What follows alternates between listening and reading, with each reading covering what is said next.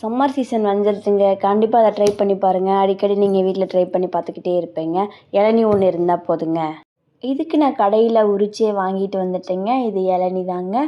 அதுக்கப்புறம் அதை நடுவில் ஹோல் போட்டுட்டு அந்த இளநீரை வேஸ்ட்டு பண்ணாமல் நம்ம ஒரு பாத்திரத்தில் அதை எடுத்து வச்சுக்கலாங்க.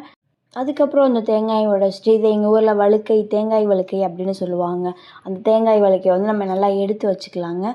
அதை ஒரு மிக்ஸி ஜாரில் போட்டுக்கலாங்க. மிக்ஸி ஜாரில் போட்டுட்டு நம்ம ஆல்ரெடி வச்சுருக்கோம் பார்த்தீங்களா, அந்த இளநீர் வச்சுருக்கோம் பார்த்தீங்களா, அந்த இளநீர் இதோட ஆட் பண்ணிக்கலாங்க. உங்களுக்கு இனிப்பு வேணும் அப்படின்னா சுகர் ஆட் பண்ணிக்கலாம். இதில் நான் சுகர் ஆட் பண்ணிக்கிறேன்.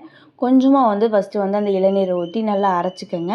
அரைக்க கொஞ்சம் கொஞ்சமாக ஊற்றிக்கோங்க. அப்படியே ஊற்றுனீங்க அப்படின்னா அந்த இளநீர் வெளியே தெறிக்க வாய்ப்பு இருக்குது.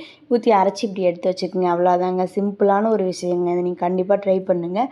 அதுக்கப்புறம் நம்ம ஒரு பவுலில் இல்லை எதில் வேணாலும் ஊற்றி எடுத்து வச்சுக்கலாங்க.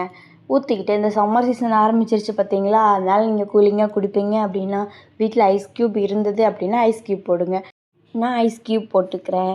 அவ்வளோதாங்க, ஐஸ் க்யூப் போட்டாச்சுங்க. நமக்கு அருமையான இளநீர் ஜூஸ் ரெடிங்க. இதை நீங்கள் குழந்தைங்கள்லேருந்து பெரியவங்க வரைக்கும் குடிக்கலாங்க. எந்த ஒரு இதுவுமே இல்லைங்க. ஹெல்த்தான ஒரு இது தாங்க. வெயிலுக்கு ரொம்ப அருமையாக இருக்குங்க. ஒரு டைம் செஞ்சு வீட்டில் கொடுத்து பாருங்கள். அடிக்கடி இதை கேட்டுக்கிட்டே இருப்பாங்க. இந்த வீடியோ ரொம்ப யூஸ்ஃபுல்லாக இருக்கும்னு நினைக்கிறேன். கண்டிப்பாக அந்த வீடியோ பிடிச்சிருந்தா லைக் பண்ணுங்கள். மறக்காமல் கமெண்ட் பண்ணுங்கள். அடுத்து இது மாதிரி வீடியோஸ் வேணும்னா நம்ம சேனலை மறக்காமல் சப்ஸ்கிரைப் பண்ணுங்கள்.